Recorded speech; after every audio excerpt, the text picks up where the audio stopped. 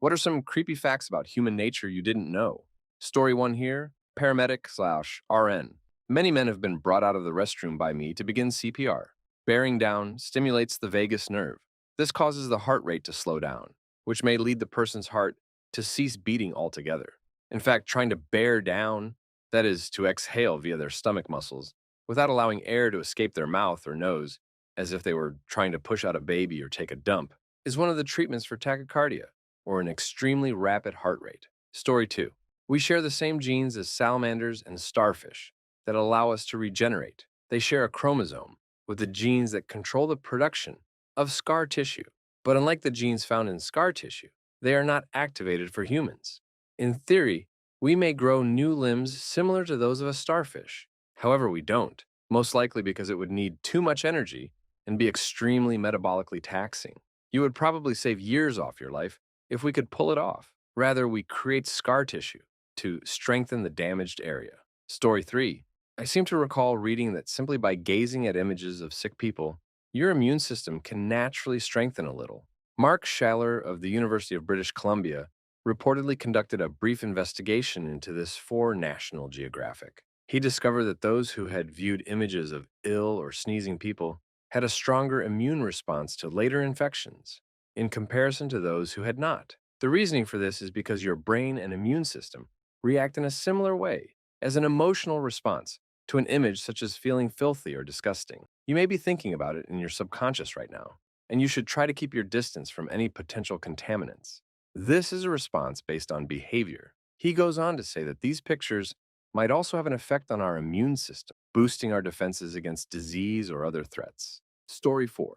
The majority of hypothermic death victims are nude before they pass away. This is because your core remains warm when blood flow to your extremities ceases. The brain sort of gives out right before death, allowing blood flow to restore to normal. You become extremely hot and sweaty as a result, causing your frigid limbs to receive warm blood, so you undress. A phenomenon known as paradoxical undressing has been linked to over 50% of deaths from hypothermia and cold weather-related causes. People frequently describe feeling cold stupid or having trouble thinking rationally and clearly when blood supply to their extremities drops. Thus, without really considering the ramifications of their conduct, they start taking off their garments as the blood flow to their extremities resumes, and they begin to feel heated. Story 5. There is a syndrome that prevents you from recognizing objects around you if you suffer brain damage. For example, you will see a fork and be able to perceive its colors and shape, but you will not be able to determine its use or whether it is edible. It's a frightening thought to consider. We refer to this as visual agnosia. It's an uncommon, frequently irreversible illness that alters how our brains interpret what we see. A person suffering from this illness can see an object, person, or location in front of them physically, but their brain is unable to recognize. Story 6. Aphantasia.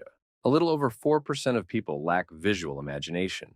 Their thoughts and imaginations are not visually seen by their brains. They can use language, abstractions, and unprocessed emotions to engage their imaginations, or they can use tactile stimuli and sounds. Consider how eerie and foreign their thoughts may seem to an average phantom person.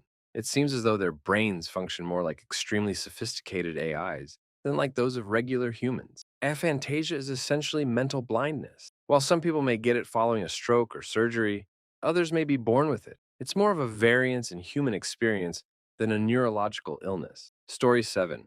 You may not believe that you are as sensitive to touch as you are. This is especially valid for regions like your back.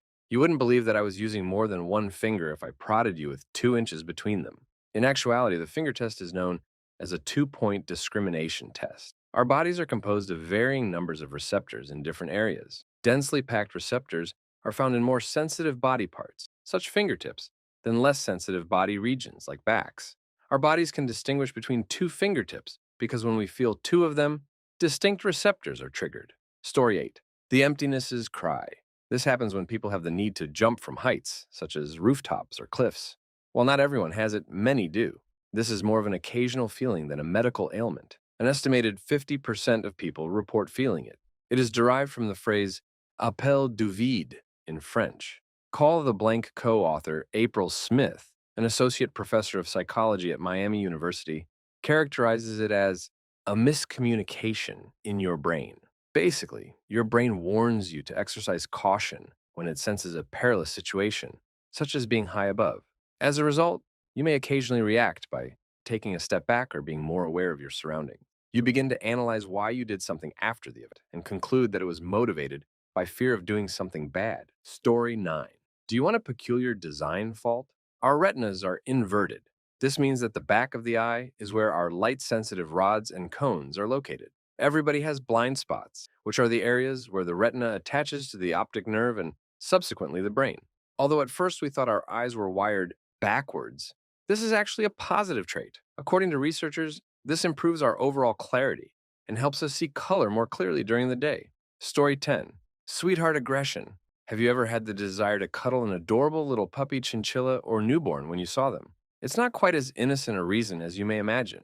It is generally hypothesized that humans get this impulse because our senses go awry when we view anything too cute. As a result, we are driven by a subconscious desire to kill this adorable creature in order to end the suffering it is causing us. The emotional brain regions of those who engage in cute aggression light up when they witness something they find adorable. The reward system in the brain is more active when there are feelings of cute aggression.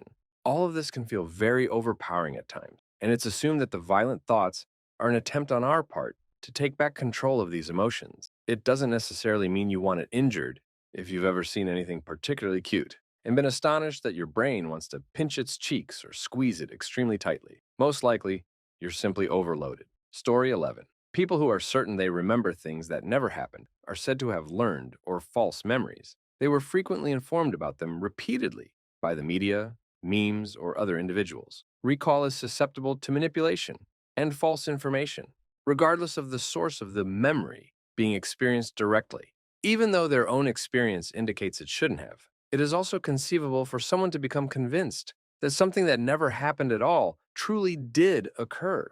The Mandela effect, in which a sizable portion of the population fervently claims to recall details of a TV show or a company logo, but in actuality, the memory is entirely false, can also be explained by learned memory. Sometimes you find yourself beginning to believe something if enough others are vocal about it. Story 12.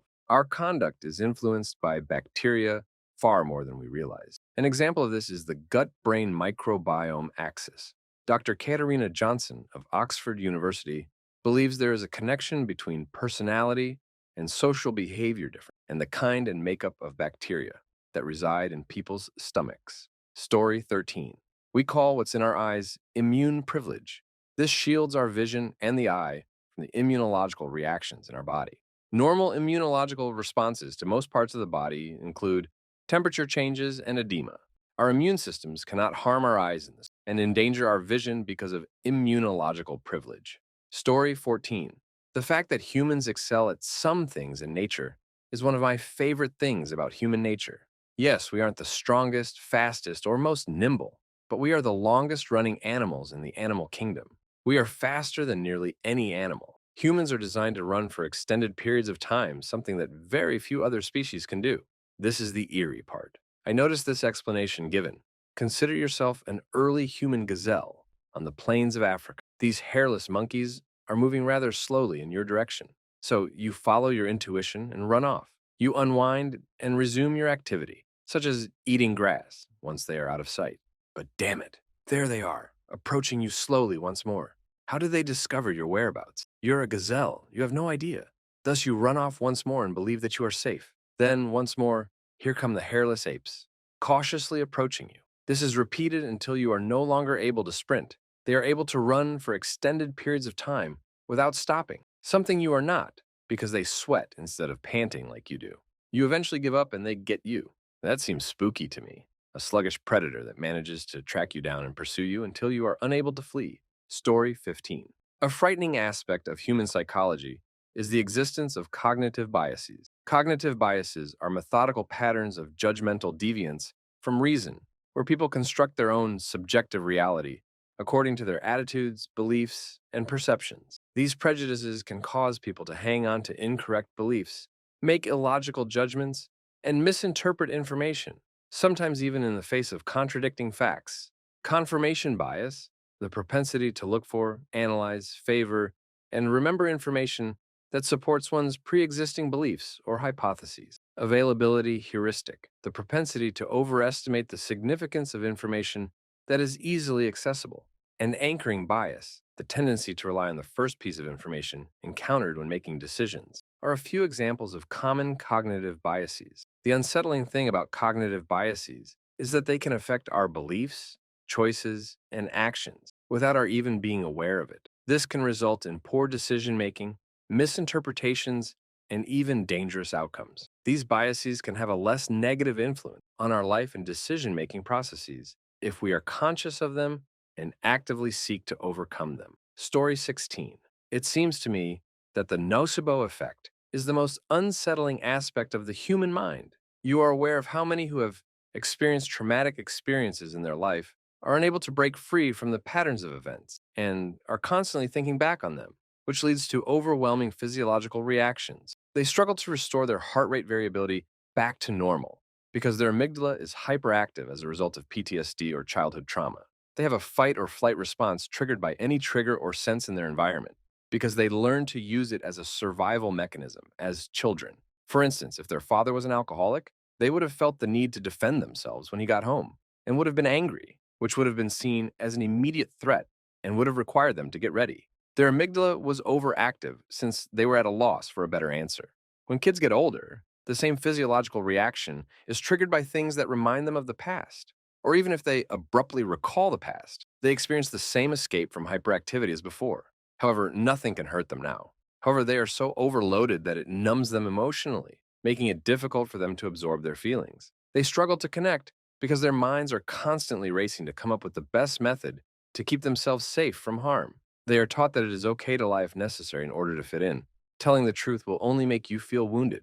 Their parents became irate when they told them about the bunk they had done in school. The problem is that they simply responded immaturely and reprimanded the youngster without providing them with an explanation for why they shouldn't bunk. They therefore never learn the motivations underlying their actions. Addictions develop in children who have experienced trauma because they are unable to manage triggers. They want to get away because they can't understand how they're feeling. They have trouble putting things into perspective. Therefore, they imagine scenarios about the future because they think something bad is going to happen to them. Because of this, people are happy when things go according to plan, and there is no uncertainty. Addictions make people feel good because they boost serotonin and produce dopamine, which gives them a sense of community. Story 17. Feedback.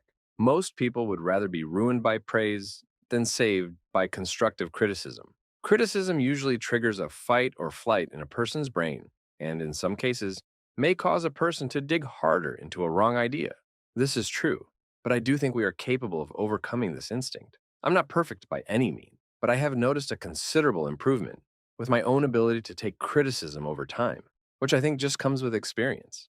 That said, it only works if you are wanting to be better. I've definitely seen people comfortable with their level and almost like double down on what is being criticized. I can think of one big example who we talk about every day that fits this. Story 18. You could theoretically virtually eliminate HIV/AIDS in one generation if people followed common sense guidelines. As a caveat, it would require some financial investment. But to flesh this out a bit, in populations at high risk, people could always use condoms along with PrEP therapy. And pregnant mothers with HIV could follow the precautions that lead to HIV transmission being very low, around 1%. But there's the cost and human nature. Story 19. Animals in zoos. Oh, a wild, beautiful animal shouldn't be locked in a cage like that, right? Now, let's talk about conservation. It's nice in theory to think that our human nature would drive us to donate selflessly to conservation efforts and care deeply about animals and the environment on our own. But there is a very strong link about being able to see or touch something in person and caring about it. The animals at zoos are usually ambassadors, and it gives you a place and an opportunity to learn about what's endangered, what isn't, and common misconceptions about certain species, stuff that you wouldn't just sit around and look up on your own. And it gets the kids invested. Wow, mom, I just fed a giraffe. So cool. Now your 5-year-old is in love with giraffes, which could blossom into a lifelong love of animals and conservation efforts. Your child could become active later down the road. I know I'm one of those kids. Another point. At a good zoo, more animals than you realize were rescued in some way from illegal exotic pet trade. Story 20. Mass transportation. It is one of the few things we could do to significantly reduce air particulate and improve air quality in big cities. To actually be effective, we need enough mass transit buses to get most people where they need to go. Government investment in mass transit will never happen so long as the price of gasoline is low enough for people to ignore the tremendous inefficiency of individual vehicle ownership. If successful, there would be massive layoffs across many transportation related sectors, including car salesmen, mechanics, middle managers, factory workers. Gas stations would disappear. Double digit losses of jobs could be expected across the US. Our planet would feel a lot better, though. Story 21. Humans. As in, humanity are neither good nor bad, but capable of both. And this is the most important part. As long as we are capable of doing good, there is hope, so to say, even if the sum of all human actions tilted toward evil. But it's impossible to measure this. How do you measure all actions and inactions that happened over the course of history, taking into account the circumstances and motivations surrounding them? Bad things happen despite our best wishes and effort, or sometimes inaction means more than an action. How do we compare people who started World War II with people who didn't start? We are having this conversation because at one point, one person decided not to press the button. What matters then is our personal actions, whether we do good or evil, not on the grand scale, but on a day to day basis. We can do bad or can do good, and striving to do better is what should really matter. Story 22. My theory has always been a sort of uncertainty state. Humans are gregarious creatures. We stay in groups rather than being alone. But we also look out for the well being of our own group rather than other groups that we don't know or don't belong to. Thus, why we are empathetic and altruistic to other people, but we're not necessarily so to other groups. Thus, between strangers, we can be good until we have to prioritize the well being of our group. At that time, we might turn bad. Again, this is all a theory that applies to groups in general. Morality is individual. So, of course, someone can be an a-hole and put themselves first, but most people will have an impulse to be good to the people they identify with. Story 23. Some philosophers will argue that nothing is inherently good or bad, and that it's all a human construct. However, just because it's a human construct doesn't mean it's not valid. In general, people think that anything that helps us as a society breed and raise healthy offspring is considered good. Anything that doesn't contribute to that is bad. Since human society is all about reproducing, I would say that people in general are inherently good, but that doesn't mean there aren't bad people. Also, the idea of good and bad, depending on peaceful breeding, only extends to your immediate tribe or social circle. If your tribe is being prevented from safely raising children because another tribe is denying food or water to your tribe, then they are evil. And when you slaughter them for their water, you're doing good. People are good, but it doesn't extend very far. Story 24. The most unsettling aspect of human psychology is that people tend to repeat the same or very similar behaviors. You are able to observe this in your own life. You are unable to give up your addictions, no matter how hard you try. You can't give up drinking and smoking. You are unable to give up consuming bad meals. You are powerless over your own procrastination. You are addicted to your smartphone and cannot put it down. You are unable to give up watching TV every night. You are unable to control your hostile behavior toward your lover. It is impossible to stop squandering time. The terrifying aspect is that you are unable to stop it. Humans tend to repeat the same actions over and over again. Story 25. We are overly confident and vain. The majority of us have exaggerated perceptions of our talents and attributes, such as our driving prowess, intelligence, and beauty. This phenomenon has been called the Lake Wobegon effect, after the made-up town where all the women are strong, all the men are good-looking, and all the children are above average. Our irrationality and dogmatism might not be so bad if they were coupled with some humility and self-insight. It's ironic that those with the least experience tend to overestimate themselves the most, a phenomenon known as the Dunning-Kruger effect. When it comes to our morality, such as how morally upright and equitable we believe we are, this conceited self-enhancement appears to be the most severe and illogical. Indeed, even incarcerated criminals believe they are more compassionate, reliable, and truthful than the general people. Story 26. Our preferred leaders are ineffective and have psychopathic traits. U.S. President Donald Trump's overt hostility and insults have a primal appeal, according to American personality psychologist Dan McAdams, who also likened his incendiary tweets to the charging displays of an alpha male chimp designed to intimidate. If McAdams' evaluation is accurate, It would align with a broader pattern, indicating that leaders are more likely than average to have psychopathic tendencies. Consider the study of New York's financial elites, who scored far above average on psychopathic qualities, but below average on emotional intelligence. Since psychopathy also corresponds with inferior leadership, a meta analysis published this summer found a small but significant relationship between higher trait psychopathy and obtaining leadership roles. Story 27.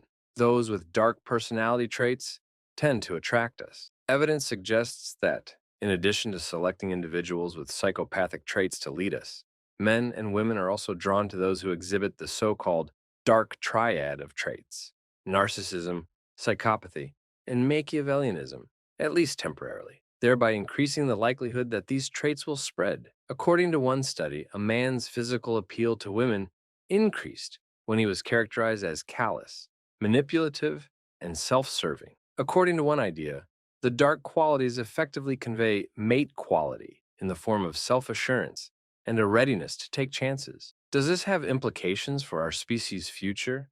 Maybe it does. A 2016 study discovered that women who were more drawn to the faces of narcissistic males also tended to have higher childbearing rates. Don't let these results depress you too much. Some of us have succeeded in conquering our baser tendencies. In fact, it may be argued that by realizing and accepting our flaws, we can better overcome them and develop the better aspects of ourselves.